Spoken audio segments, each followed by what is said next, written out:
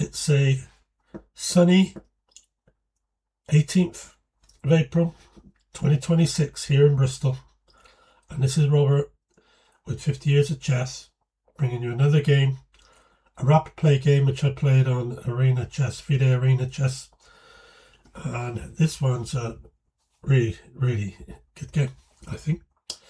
I'm bringing to you this gentleman that you will see, Dennis Kibuuka, an Arena Federation Master. His rating at the time we played was 1439, and he's playing the white pieces, and I'm going to bring the game to you right now. He's 47 years old, I think, and he looks very smart there, quite dapper with his white shirt and salmon coloured tie. Very smart indeed. So let's look at the game. Dennis opened with c4. This is a very positional opening, known as the English opening. White tends to push pawns forward and then get his piece behind the pawns and then attack from there, rather than coming out in an e4 opening where all the pieces come out quick and attack the f7 pawn. So I've replied with e6. Now he's played e4. This means we're going to have a closed position. So it'll be a close game. There'll be a lot of pawns and both of us behind the pawns and a lot of manoeuvring going on. So I played c5. I'm actually just playing a Sicilian, basically a Sicilian opening against his c4 opening, concentrating on the d5 pawn with his two pawns. So now he's played knight c3, and I played knight. He's played d3, so he's certainly keeping it tight. Knight f6, can't push the pawn on because I could take it. Now he can after knight f3, so I just played d6 to make sure he can't do that. Bishop e2, bishop e7, castles. We're just getting the preliminaries out of the way where we're developing our pieces. Bishop g5, now he's all but fully developed once he moves his queen off the back rank and connects the rooks together. But I'm not quite there yet. I played h6, attacking the bishop. It's gone back to h4. So now I'm thinking about what to do next. And one thing I've learned about playing this wedge-shaped sort of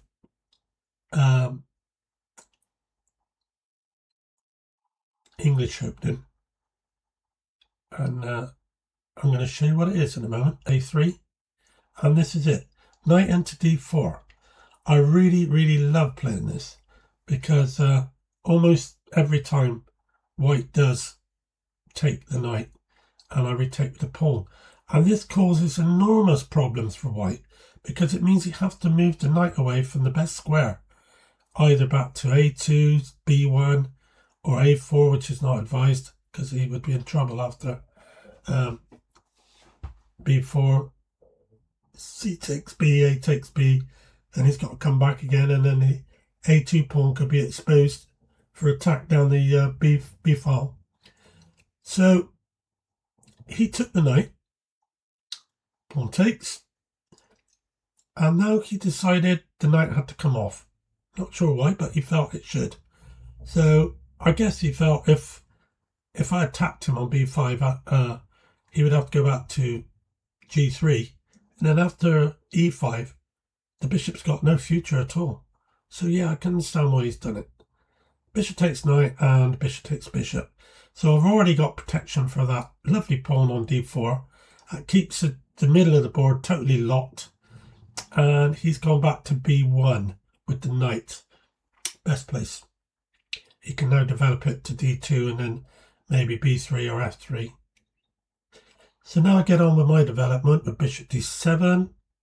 Now he's gone knight d2, a4. I'm grabbing space here. I'm not allowing him to push those pawns up and be able to have those pawns pushing out at me. If he pushes it up now, I'll take, and when he retakes, rook takes rook, queen takes rook, and then I can get my queen and rook out on the queen side, and it should be fun. So he's played a4. He really wants to keep it locked tight No, I am rated higher than him, and my ratings are one up from his. So he probably feels a draw with me would be a good result, maybe. So I've gone Queen C7, B3, again, very conservative from him. B6, F4. That looks worse than it is. He can't really do anything. If you push the pawn on, pawn takes pawn, and rook E8, and I've got a good attack down the middle of the board. So I just played G6. That's good enough. Again, F5, pawn takes pawn, F6. So I've got to watch that. If he pushes a pawn takes pawn, I do not take with the bishop. What I have to do is probably go bishop G5, then I can drop it into E3. So he's played queen into E1. King G7. This is, for me, a good move because I can now bring my rook across to H8 if I wish, and maybe get an attack going down that side. So he's gone bishop F3. This is naughty because he's trying to be a bit sneakier. He's looking at playing E5, attacking the bishop, and then when the bishop moves, he can play bishop takes rook, rook takes bishop, and he's exchange up. So we need to lock that out, which I've done with E5. And now it's looking very good for me. I'm all right. I'm not worried. He's got his pawns, but he's not going anywhere. Now he's pushed on with the F pawn. I think he wants me to do what I said earlier with the pawn takes, bishop takes. And then he'd probably play something like bishop D5. And then he's pinning my knight. But this time it's different because I've got my king on G7. So I consider that maybe a mistake. So I played bishop into G5. Now I can really develop this bishop onto a wonderful E3 square. He's played G3. I brought the other rook across. Now my pieces are fully developed and I'm in the right place at the right time and all my pieces are well developed. And we're going to take it from there. Pawn takes pawn. And he's played king G2. So I brought the queen back. I can just play bishop into E3 if he does that. There you go. H4 and now bishop into E3. Queen E2. And here I played G5. Now this is a bit shocking for some people. They would say, what are you doing? You're leaving your king exposed. Should he get an attack there? But the way I see it, there is no attack. I've got everything covered. So he's played a rook across to H1. I think had he left it where it was, it would have been okay. But now I can play G4. Can you see the significance in G4? He's got to lose material. He's got to lose material. The best thing he could do is bring his other rook across to F1 and then after pawn takes bishop, rook takes bishop. But even then, he's going to lose material because of bishop G4, which will pin the rook to the queen. So why can't he just take the pawn? Well, let's see why. He chose to take it, and now I play rook F2 check, pinning the queen and the rook. He's got to take with the rook the queen, and he gets a rook and a queen and a bishop for my queen, for his queen. And that is that. I think the game is going to be over now. I can't see how he's going to recover from this. He took the bishop and I took the bishop. So I got queen, rook, bishop against his two rooks and knight. How does that fare? Well, that's if you say the queen is worth the two rooks, then I got a rook and a bishop against the knight. I'd say that's winning. Big time. And so he's brought his other rook across to F1, which is nice because it gives me the opportunity to swap another piece off, which I do with rook takes rook, rook takes rook. And now I've got him down to just rook and knight. It's a formality. I've just got to have the right technique to play this. I'm threatening now, after queen d7, I'm threatening bishop h3, which will get the rook off for the bishop. So he moves the rook up one square, and I move my queen up one square to e6. he's gone back with the king. I think he's done this because he has no other move. He doesn't know what else to do. He can't really push things. So what I did was play bishop down to d1. I had time to think, and I realised that if I go bishop d1 and then to c2, this e pawn, the d pawn will come under strong attack. So he's gone back up with his king, and I brought my queen down to g4. This is the plan. If I can go bishop to c2, and he plays rook to f3, I've got bishop takes d3, rook takes d3, and then queen e2 check, and I win the rook from the check. So he's moved his king away. Now I'm attacking the pawn, and he played exactly what I said he would do. And this is no good. It won't work. So after bishop takes pawn, he knew he couldn't do it. He realised, and he moved his king back to protect the rook. So I've just gained a pawn. Now I gained another pawn. So if he goes knight takes bishop, queen takes, I'm pinning his rook. And he will have 5 pawns. And I'll have 6. But let's see what he does. So he moved the king. And so after unblocking the pin with king f2, I played bishop takes rook, knight takes rook.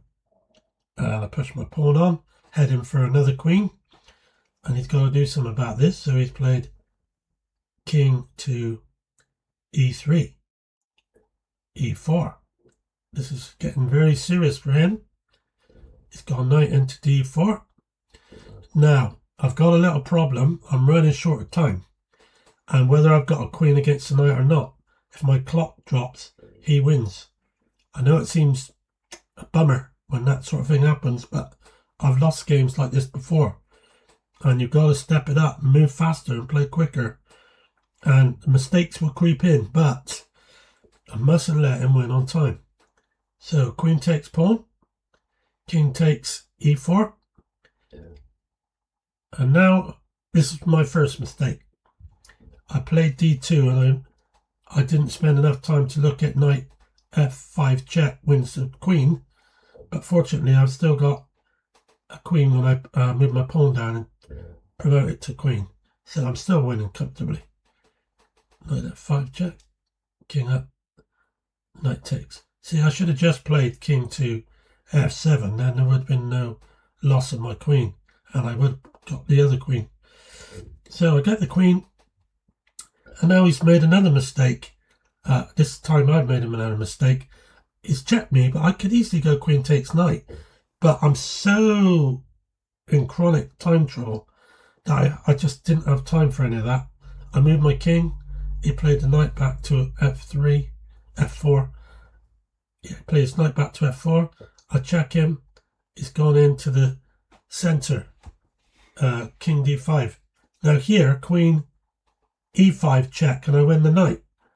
But I just didn't have time to think. So queen takes pawn on h4, as I'm panicking here to try and win on time. And he played his knight back to e2. Again, I could go queen h5 check, which wins the knight, though he gets the pawn on d6. But instead, I played queen to f6, protecting the pawn. So now he's played his knight up to d4. And this time, I thought I had enough time. And I played queen to e5 check, king into c6, and I get his knight. The knight had been begging to be taken for the last 3 moves. And stupidly, I never took it. But I got it. And then he resigned. He finally resigned, and the game was over. So, that was the game. Good game. It's interesting because when you get a situation like that where you suddenly get a huge advantage, with so many pawns on the board, it's hard to get in there to attack the king and finish the game. But I found a way, playing that knight into d4, and then if knight takes, pawn takes, it's not a problem. You can protect it. You can protect it by playing e5. But it really causes a lot of a cramped condition for white, and it stops him having any central attack against you. So remember that if you're playing anyone. I hope you enjoyed this game, and I look forward to seeing you again soon with another game. So from me, Robert, it's bye for now, and I hope you have a great day. Bye.